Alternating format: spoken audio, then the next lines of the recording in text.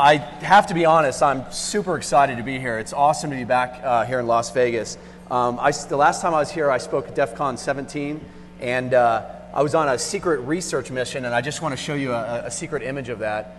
I was invited up on stage, dragged up stage on a Cirque du Soleil's Zumanity, and I was a part of the orgy scene, and they tried to take off my pants. I didn't let them take off the pants, but it's just, I love Las Vegas because it's always that type of stuff that happens when you're out here. But seriously, on a more serious note, why am I here right now? I want to make this really, really simple.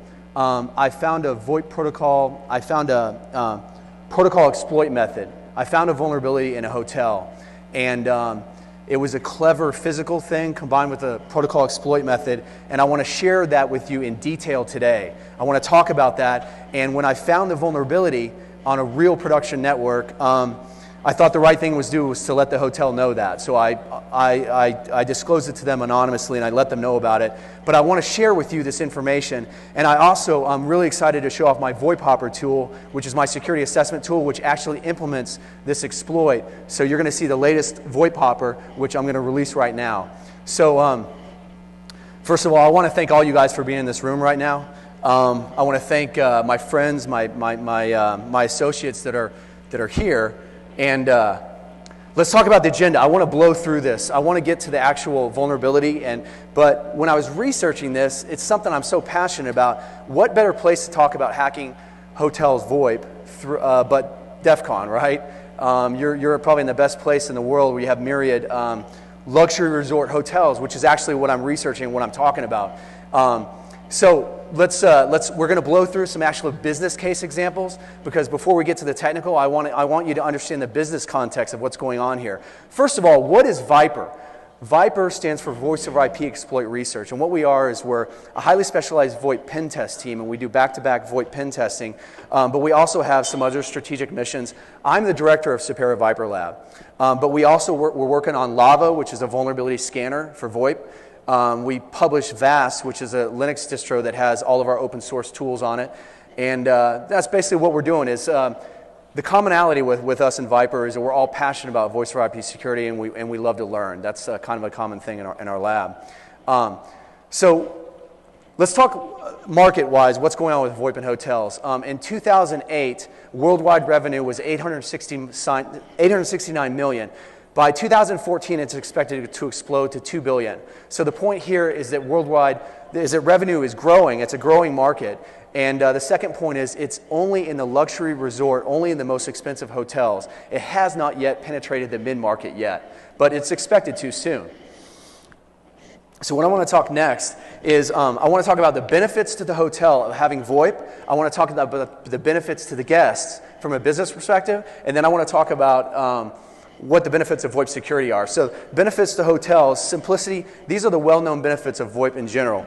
Simplicity of network management, saving on cabling costs, reduction of telecom expenses. You have ad and marketing revenue directly on the phones. You can do branding on the phones that are in the guest rooms, which is what we're talking about. You improve customer service by having increased revenue from customers coming back. New VoIP applications provide a technology differentiator over your competition, and you can use VoIP as a QA tool to improve customer service. And then also, the obvious thing, rebuilding lost telephone service revenue from mobile phones, especially in international areas. An EU Commission had found that the charges were inflated for international roaming. So here's a couple slide points on this. VoIP over Wi-Fi in hotels. Increasingly, hotels are having these handsets and giving them out to guests where poolside, they can hit a button and order a product or a service. Benefits to the guest. We have the obvious improved service. You can order room service from your IP phone menu. New products and services like the VoIP over Wi-Fi handsets. You have new and advanced calling features. And then you have cheaper calls. I mean, who doesn't want cheaper calls in their guest room when you don't want to use your mobile phone when you're international or otherwise? It's increasingly becoming the norm that hotels that are using VoIP are allowing free calling, free domestic calling. So what are the VoIP security benefits for a hotel? Prevents unauthorized access into internal systems, protects hotel guests from like eavesdropping. For the guests, it prevents eavesdropping on your private communications like RTP media reconstruction. eavesdropping, and trapping sensitive data. If you look at SIP info method, where you can actually trap banking IVR applications if you're calling in your bank from your hotel guest room. Let's talk really quick about some case studies of VoIP in hotels. Peninsula Hotels, a 5-star luxury hotel chain, 14 hotels globally linked. The basic thing was telecom cost savings. They used their global customer service center to allow all the calls and had some cost savings there. So the win right here in Las Vegas, you guys have probably heard of the win. It's improved customer service through VoIP, improve the guest experience. Their strategy was to pamper and delight the guests. Each guest room has an IP phone. Beautiful little phone here, I found this. Here's a great quote. As Wynn Resorts is showing, the entire organization can become a contact center. The phone is no longer just a communication channel, it's a form of customer service in its own right. Hotel 1000, Seattle, downtown Seattle, deployed Cisco VoIP technology. They used a vendor called Percipia, which specializes in hotel IP telephony applications.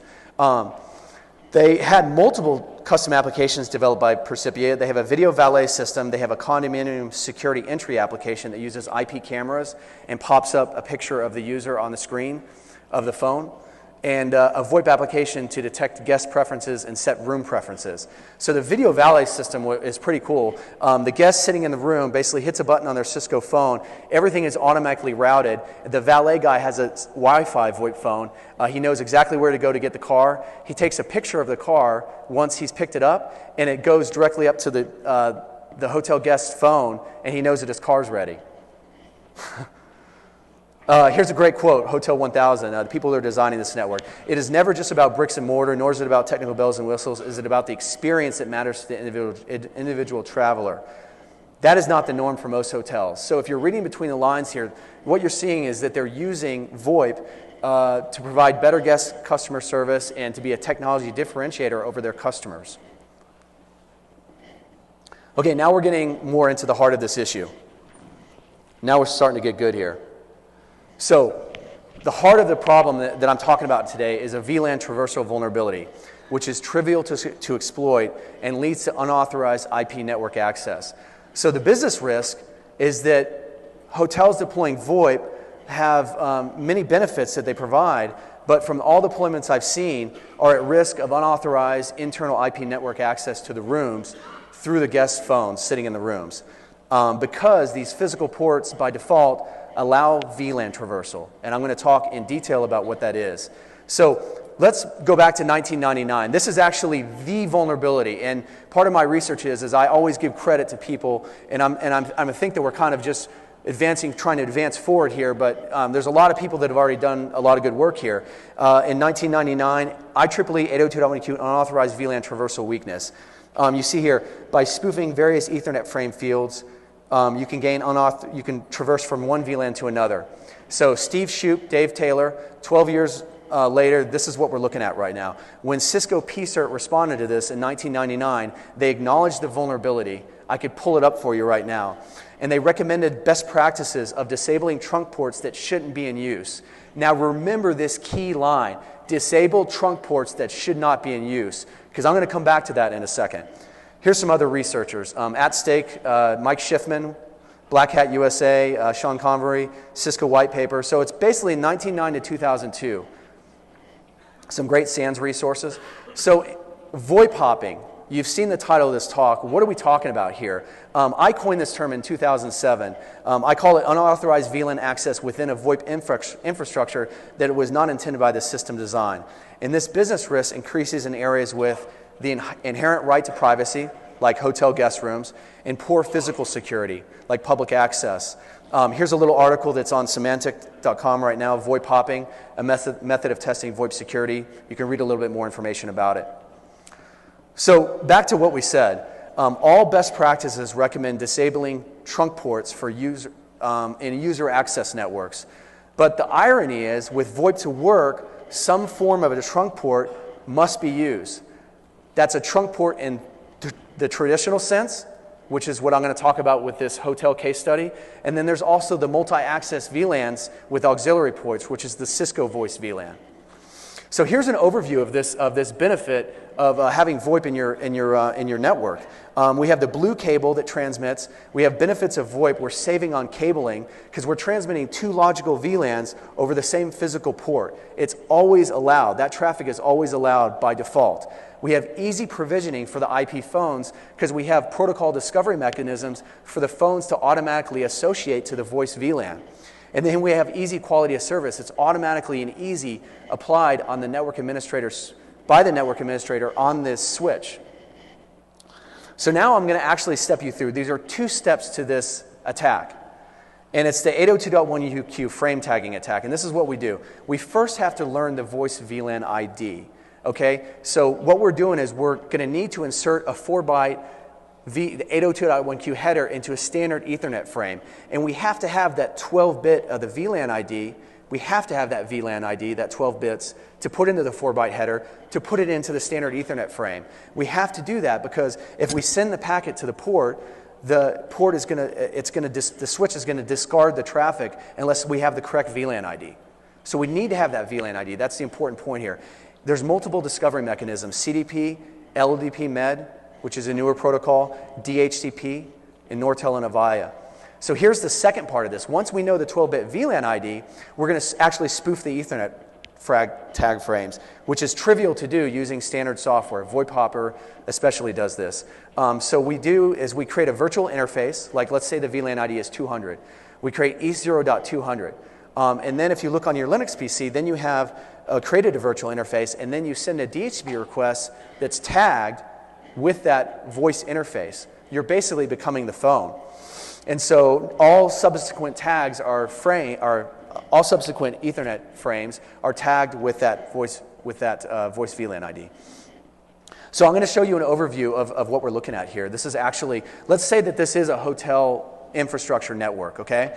So the first thing we know is that the phones have by default access to the call control servers. Whether there's a firewall or whether there is not a firewall, they are always going to have access to the call control servers. Otherwise, they can't place calls. We unplug the phone from the wall. We plug in our VoIP Hacker Ninja. So what is he going to do? He's just going to try and send packets out. He gets an IP address. He only has access to the guest VLAN. He only has access out to the internet. Let's say he gets crafty. He's like, I'm going to sniff packets. I'm going to learn the voice VLAN ID. Or I'm going to spoof CDP. Okay, so now I know VLAN ID 200. I insert it into there. I create a virtual interface. And now it's the same thing as I have access to the same access as a phone. So now I can tag my packets and I can send them. And I have full access to the call control network. Okay? So now I can sit all day long attacking the call control servers, which actually might allow me to penetrate further. And if they don't have a firewall, which a lot of organizations don't, seeing to the talk before this when he talked about separating the voice and the data, most customers that I see don't separate the voice and the data, right? So, then you're going to have access to the entire internal network just by VLAN hopping. So back to what we talked about with Cisco. The Cisco P-Cert Advisory in 1999, how do we reconcile this problem? Current best practices recommend disabling trunk ports in user access networks. Yet the VoIP configuration requires 802.1q trunking in these user access networks. That's the irony. Is in order for this to work, in order for convergence to work, we have to allow the 2 VLANs. And in these physically separated areas, take a look at this quote from Cisco. Cisco is aware of VLAN spoofing attacks and recommends that customers apply best practices where possible to reduce the impact of such attacks on their networks. And then a little further down on the advisory, the recommended configuration is disable trunking everywhere it is not required so that tag frames are discarded on ports not configured for trunking. Well, guess what? Like I said, in a hotel guest room, you do have to have trunking enabled in order for this to work. So that was 1999. That was 1999. This is 2012. 2011. Okay. I swear I haven't had that much to drink yet. I always like it when I'm the only person in the room that finds something funny, don't you? Okay, so now we're jumping into the hotel vulnerability. I was talking with a friend and telling her about this story, and it's funny. she was like saying, this is like a scene out of Ocean's 11 or something. I mean, could this not be like a future movie that they make where instead of doing all this fancy physical security, they just check into the guest room. They just check into the guest room and have multiple colluders, and they're able to get access into the internal network and pilfer out the electronic cache or whatever. It's a funny idea, but I mean, you literally have like a doomsday type of scenario. So my story of the hotel. Like I said before, I was sitting in a luxury hotel very recently that had IP phones configured in the guest rooms. So I want to go into detail about the security controls that were in place, and a detailed description of the methods and how they were defeated. So the first security control that we found is we tried to unplug the phone from the wall and have our laptop plugged in. And we tried to do the normal stuff that you would do in order to gain access to the network, and we had no access to the network. So we kind of became clear that the hotel administrators, security operations, or whomever, kind of knew what they were doing, is that they were trying to apply security to prevent us to gain unauthorized access. You couldn't just unplug and plug in as if you were a curious user. So the first thing that we saw is they did MAC address hiding. So what they did is they, on the back of the VoIP phone, they unplugged, they peeled off the MAC address, because it's kind of a common knowledge in this type of scenario that we're talking about, is that you can spoof the MAC address of a phone using standard software on your laptop and gain access to the network, because they're doing port security or MAC address filtering. So the fact that they had peeled it off inferred that they knew about port security or MAC address filtering, and by hiding the MAC address, they were trying to prevent us from spoofing the MAC address. So the second thing we noticed is once we had gone a little further, we noticed that we had spoofed the MAC address, but we sent a DHCP request, and the DHCP response timed out. So a casual, unskilled person would think, well, I can't gain access to the network. So some people could see that DHCP would kind of be a security control, and that it would defeat the casual people, and all the phones were configured with static IP addresses. So that's one of the things that we observed. So the next question becomes, if you were going to gain access to the network and you're sitting in the guest room, how do you know the right IP address to use across the network where there's no IP address conflict? So this is kind of one of the major things about VoIP Hopper that I'm going to show you guys, is when we just plugged in and had a sniffer running, we noticed that the trunk ports were leaking the VLAN ID. And what I mean by this is we were receiving 802.1q tagged frames, Ethernet, ARP packets that were tagged. So all we had to do was open up a sniffer and see, we saw the VLAN ID that the phones were using by just using a sniffer. So this was news to me, because I thought maybe this is some kind of misconfiguration. Maybe they shouldn't do, they had trunk ports configured. And as you know, trunk ports, the broadcast domain, any broadcast type of traffic is going to forward out all the ports. So why were we receiving?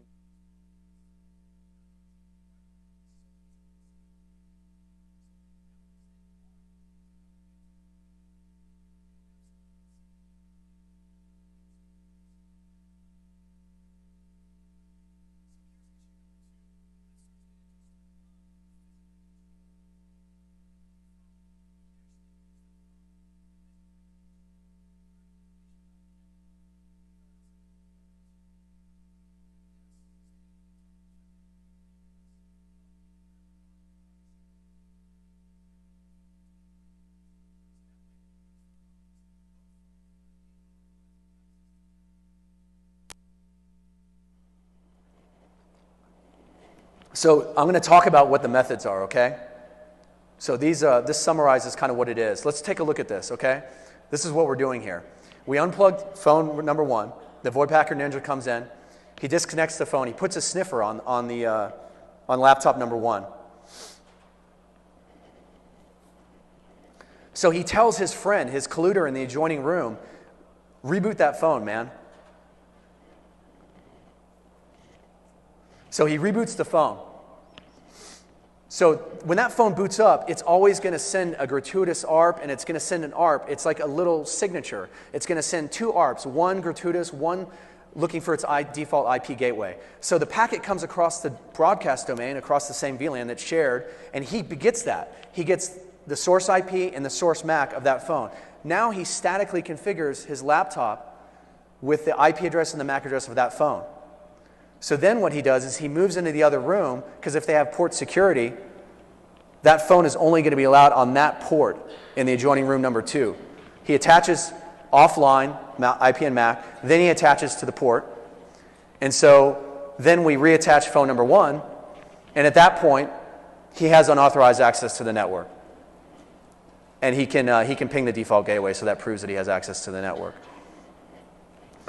So now I want to, VoIP Hopper is like a passion of mine. It's a tool that I started writing like in 2006, 2007, and I'm really excited to show the new version of VoIP Hopper here. I wrote a new version of VoIP Hopper called, I wrote a new feature called assessment mode. And what I want to do with this is it's a CLI mode that you go into and you can pass individual commands so I can start building like new features. Some of the new features are, it has LDP med dissector support. So it dissects LDP med. It spoofs LDP med. It has an ARP and 802.1q dissector for a new way of learning the voice VLAN ID.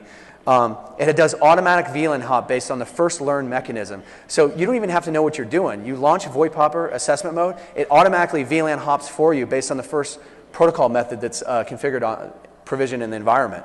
And then it actually automatically VLAN hops and then automatically passively records the IP and MAC of every single phone on the VoIP VLAN. So you can use this as a pen test tool to store off and learn all the phones, and it's non-intrusive. It doesn't send any ARP packets to, it doesn't do any type of like ARP poisoning or anything like that. It just listens for the traffic. And I also fixed many issues with the integrated DHCP code. So let's take a look at the screenshots of this really quick. This is showing kind of when you type the help menu, you've got many different options that you can do. Here's a screenshot showing LDP med spoofed. So we hit one button, M, and we spoof it, and we are able to dissect the packet. We're actually spoofing the phone. By default, LDP med does not allow you to learn the voice VLAN ID.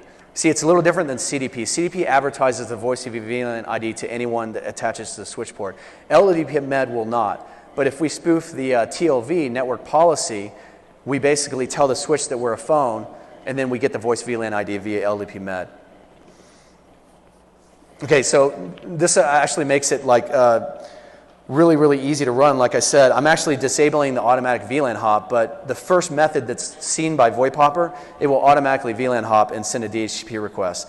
Like I said, there's a passive ARP sniffer after the VLAN hop that silently logs and records the phone and MAC and IP from the ARP traffic, and it logs it to a file.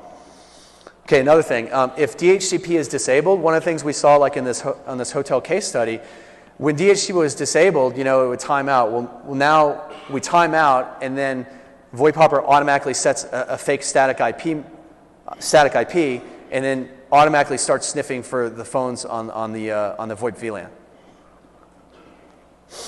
And then once we learn all these phones, we can select from an index, we can select from a menu which phone we want to spoof.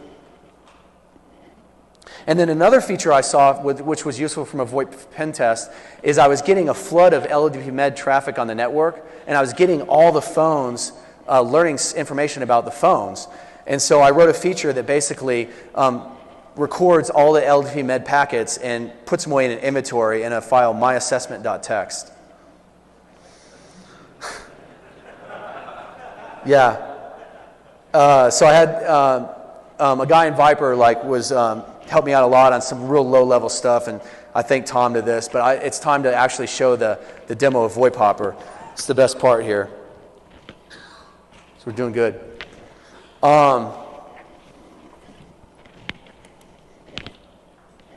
You see here? Yeah. Okay. So I have the screen here for VoIP Hopper, and I'm just going to launch it, and let's just see what happens on the network. Let's just see what happens for the first method that's discovered.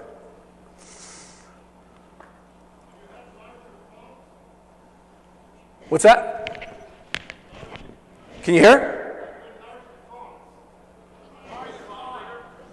Large the what? Oh, the font.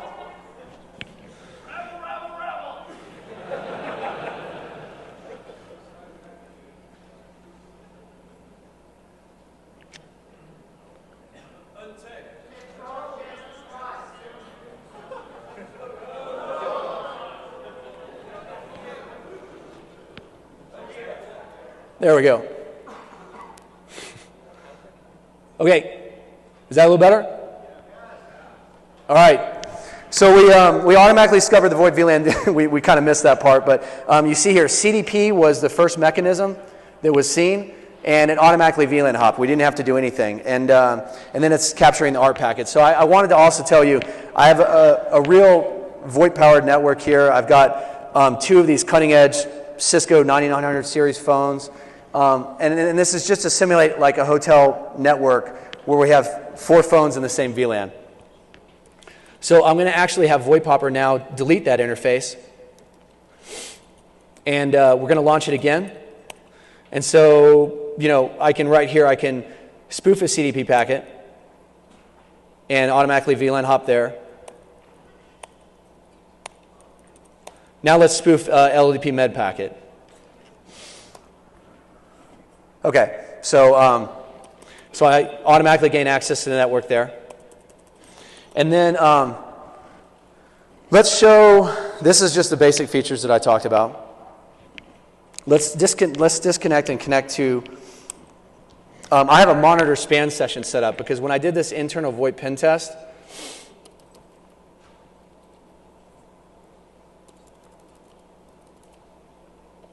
this is just happening like, it's just automatically doing it so fast here.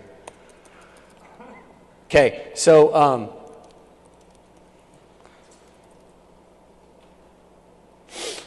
what I'm doing here is I'm just listening for the LDTB med endpoints to send me traffic.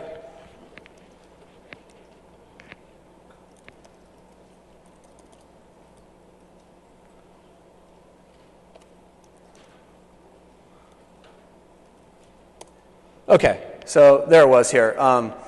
When I did this internal VoIP pen test, I suddenly just getting all these LDP med packets. So I wrote this feature that like if I happen to receive the packets, which I shouldn't because LDP med should only be sent from endpoint to switch, I shouldn't be receiving that traffic as well.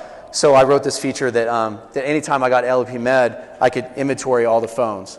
So you see here, it's a growing list of the phones. So that kind of shows off the beginning part of this, but this is not the fun part because I actually want to simulate what we saw in the hotel case study. So I'm going to reconnect to that port, and we're going to make this a little bit more difficult and fun now.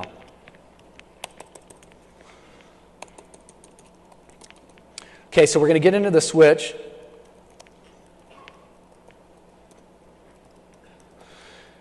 And also, for all you for all the Uber hackers out there that are trying to hack my switch, I just want to go ahead and just show you my passwords. Cisco 123. So anyone trying to get in, just go for it, man. Okay, let's turn off CDP.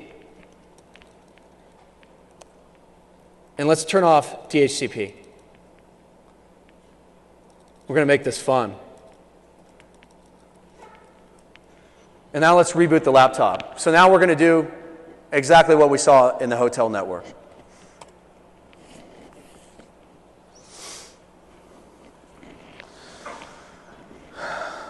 And now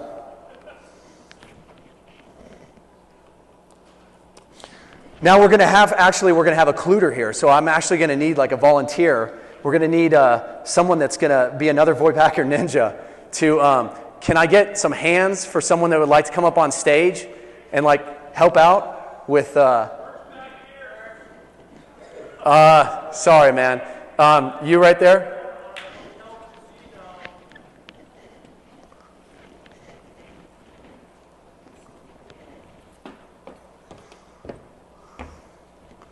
So can we get some audio? I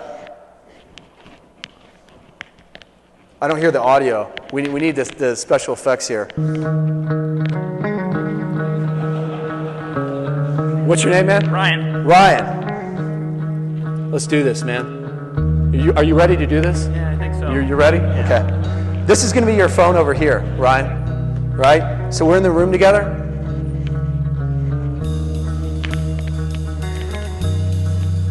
I think we're ready to go. Okay, you don't touch anything right now. I'm going to give you the instructions on what to do. Okay? All right. Because this is something you just don't mess around with, right? So what happens? what happens in the hotel is that if you don't do things the right way, the security comes knocking on the door, right? And I'm just going to run out. I'm going to say it was Ryan's fault. Okay, so you guys see this here. I don't have anything, especially when I don't type the correct command. So I got ifconfig, I got nothing, right? So, so what are we going to do, Ryan? What we're going to do is I'm going to control the laptop, and I got the sniffer attached already to this guy right here. So with static IPs, I see less ARP traffic. It seems like, oh, okay. So let's go ahead and configure. Okay, so we got VoIP Hopper running. So Ryan, what I want you to do is reach in the back of the phone and just unplug the port 1 and plug it back in. You plugged it port 1? Nice, Ryan. That's awesome, man. Give a hand for him. But that's right. You want a beer, man? I had some. So what's happening here is VoIP Hopper first needs to learn the VLAN ID before it VLAN hops. So when your phone boots up, we're probably going to get something here in a second. So let's just wait around. So we're just sitting in our hotel room drinking a beer. Having a beer. So like I said, that broadcast gratuitous ARP and then the broadcast looking for its default gateway, VoIP Hopper picks that up. See? We got 802.1q VLAN header. We learned the VLAN ID. Now what's happening is, let's watch this. It's going to time out on the DHCP because that also has to happen before the ARP sniffer starts listening for the new phones. So minimum timeout, 20 second.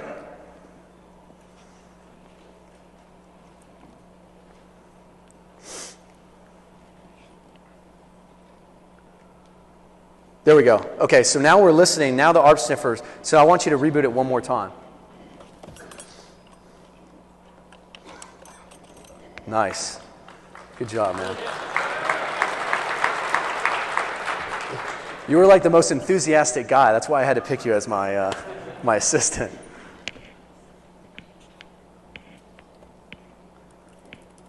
Okay, so it's going to take a second here. What's happening is, like I said, the ARP sniffer is detecting all the phones on the network. So when we reboot, we use the phone as a reboot tool in order to learn all the IP phone, the MAC address, the MAC and the IP of the phones.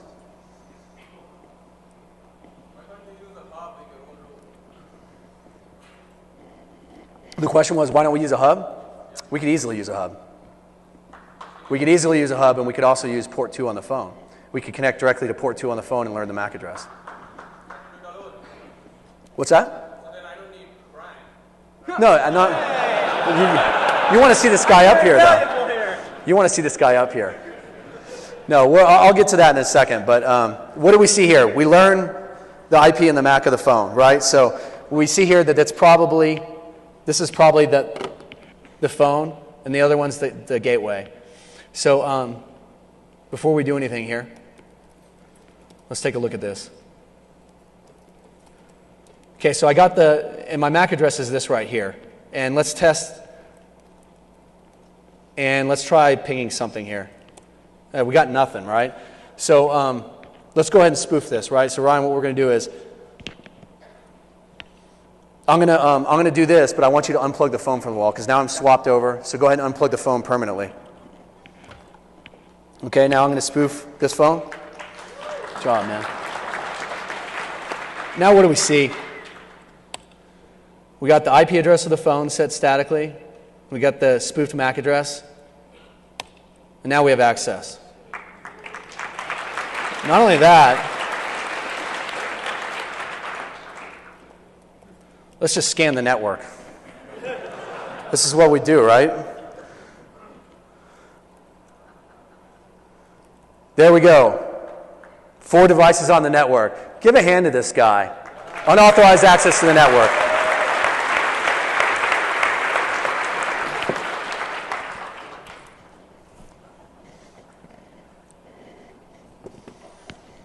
So this innocent little VoIP hopper versus the hotel, who won?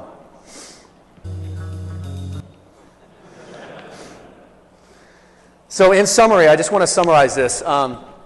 what happens when you physically control 2 or more ports on the phone? Are people really thinking about this? We have a potential coordinated attack from trusted ports by issue of just checking into the hotel guest room. Key assumptions are you have to be members of the same broadcast domain. That's why we get adjoining rooms. The point is that for VoIP QoS and convergence to work, you usually need both VLANs allowed. Risk of VLAN hop has been known for years. That's not what this talk is about. I'm trying to advance forward the idea about this is the risk of VLAN hop in environments that require trunk ports in user access networks.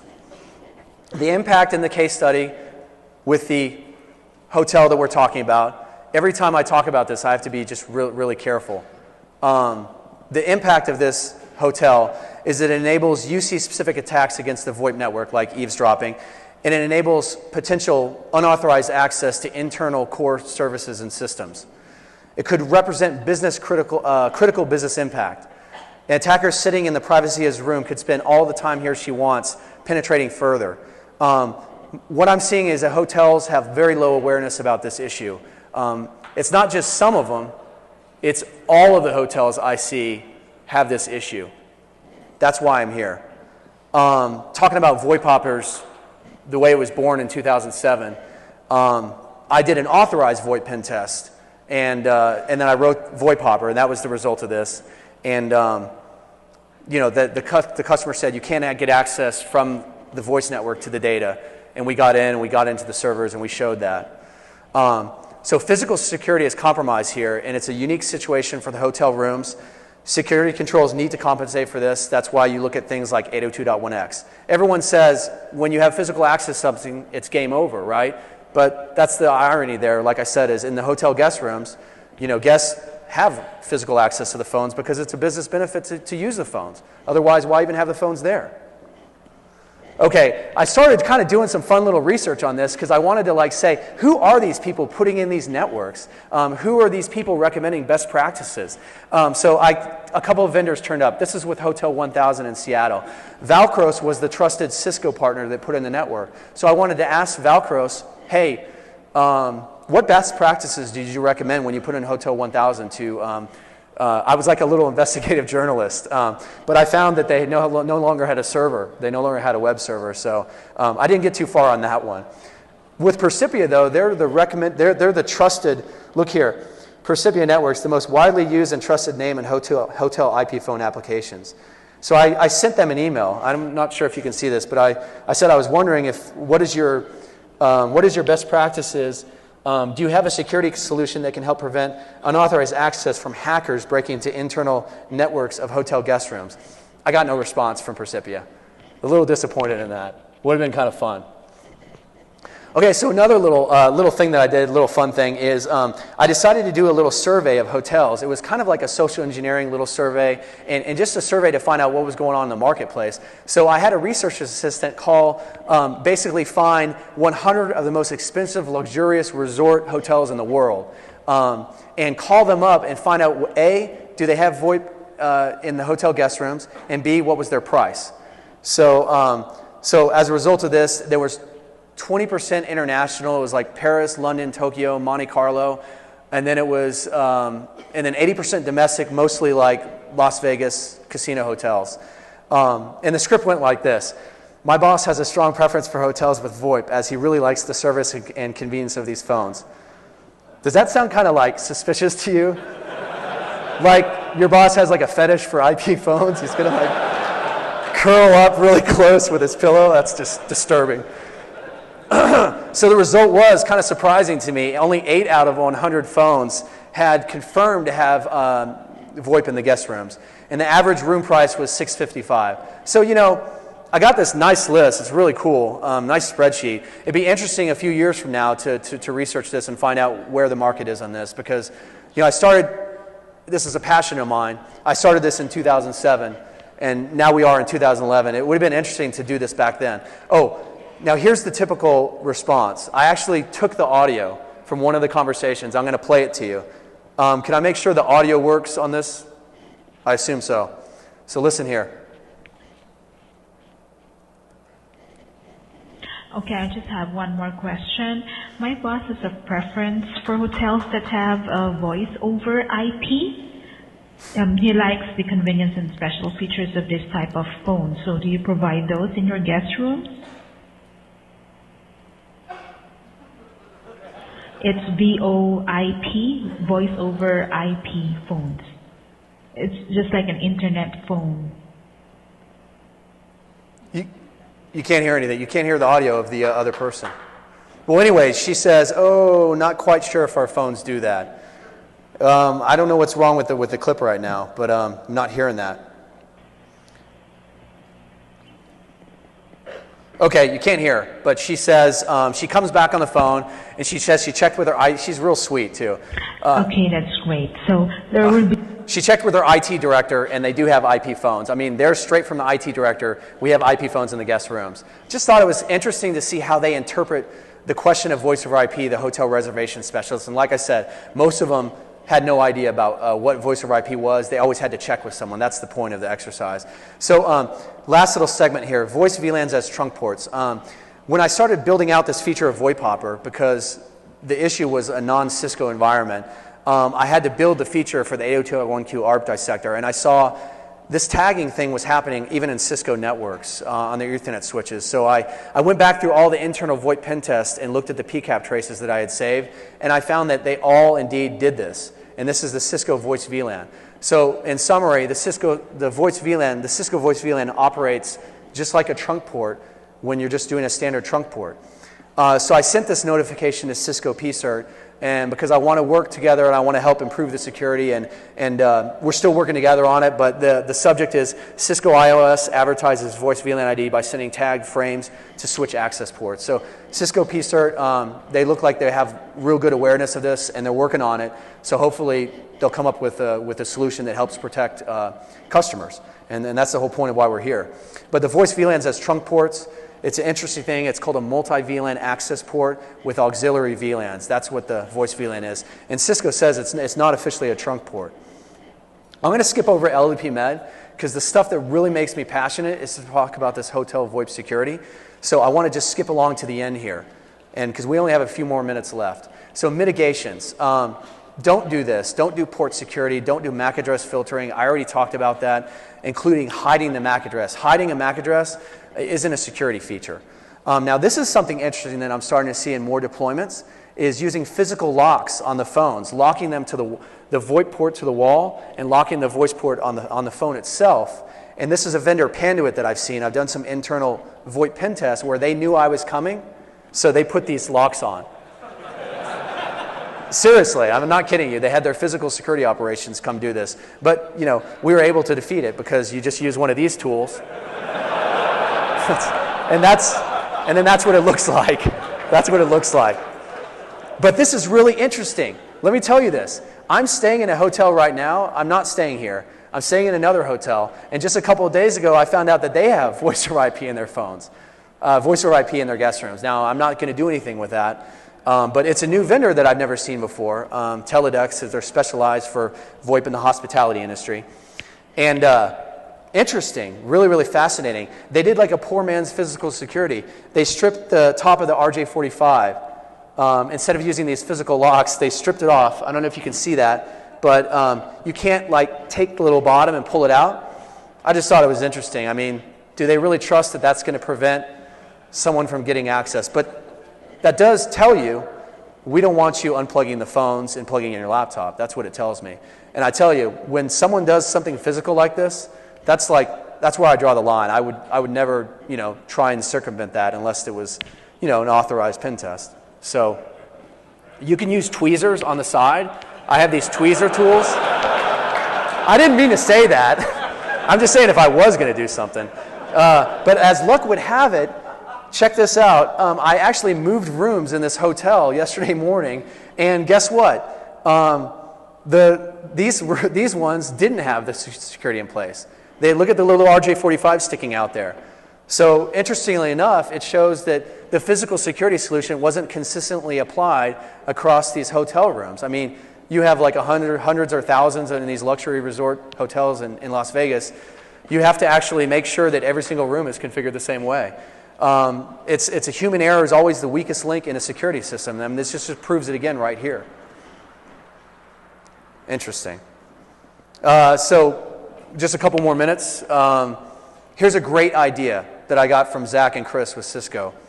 Lock the phones to the wall using Panduit locks, like real locks. And then if someone breaks through the locks, air disable the port. Make the port automatically shut off. Because if someone's breaking through those locks, that's really a suspicious activity. So you can do one of two things. You can air disable the port, or you can keep the port up, but send a high priority security alert that notifies your security admins, and they come breaking down the door when they're trying to VLAN hop, and think that no one knows about it. That's like an awesome solution. I think all the hotels should be doing that, because the physical security combined with an operational procedure is really good. The detection and the logging. 802.1x is another well-known thing. Do multi-domain authentication. Don't configure the single VLAN because CDP can spoof when you use voice VLANs. There's a couple of limitations with 802.1x. I'm just going to gloss over that. In 2008, we published a tool called X-Test, and it highlights the two issues where you can piggyback on the successful authentication of an 802.1x wired supplement like a phone, and you can gain access to the network.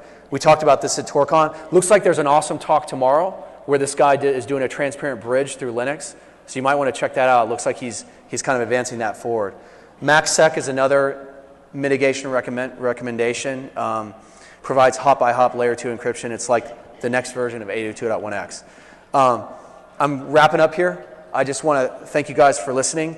I want to tell you why I did this. This is a talk is a culmination of my research on something that I'm passionate about. I wrote this blog, Attacking the Crown Jewels Through VoIP, with VoIPSO, which I'm a blogger for. Kind of inspired me to actually do the name of the title of this talk, because I found this issue after I wrote that blog. I'm trying to create education awareness. I want to publish a new version of VoIP Hopper, because I know that seeing is believing, showing is believing, and sometimes people just have to see a vulnerability with their own eyes in order to understand the impact of that issue. In order to actually start remediating the issue, they have to see it with their own eyes. It's my hope, above all else, that this information gets to the NetOps and the security operations of these luxury hotels. That is my one hope, is that we can create education awareness and have them start fixing these issues. Because if I'm showing this to you today, and the people that were in the room with me both know this too, that were in the room with me before, how many people already know about this and were silent about this issue? How many hotels have already been breached? Because if I can do this, I know a lot of other people can. And I just hope that we publish some best practices around UC security for these unique scenarios where we have trunking allowed in user access networks. That's what this talk is about. And that's all I got.